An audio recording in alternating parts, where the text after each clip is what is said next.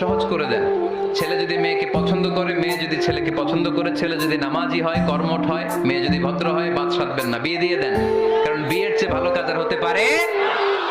বাল্লাগাহুল্লাহু মানাজিলাশ শুহাদা ওয়া ইন মাতা আলা ফিরাশিহি। কেউ যদি আল্লাহর কাছে শাহাদাত অন্তর থেকে কামনা করে, রব্বুল আলামিন ওই ব্যক্তিকে শাহাদাতের মর্যাদায় নিয়ে যাবেন, যদিও সে বিছানায় পড়ে পড়ে মারা যায়। চাওয়ার মতো যদি আল্লাহর কাছে চাওয়া যায়, সব গুনাহ মাফ করে দিবে কে? বিশ্বনবী বলেন, আমার আগের কোনো গুনাহ নাই, পরের কোনো গুনাহ নাই। লিয়াগফিরা লাকাল্লাহু মা তাকদ্দামা মিন যামবিকা ওয়া মা তাআখার। আল্লাহ বললেন, নবী আপনার কোনো গুনাহ নাই, আপনি মাসুম, নিষ্পাপ, নিষ্কলুষ, আপনার কোনো পাপ নাই, গুনাহ নাই, অন্যায় নাই।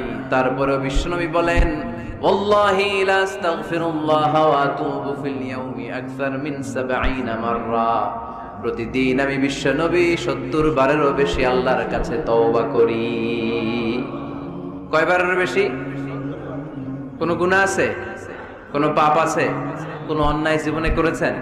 উনি যদি প্রতিদিন করে ৭০ বার, আমাদের করা দরকার কয়বার? হ্যাঁ, ৭০,০০০ বার। আমরা করি কয়বার? কয়বার?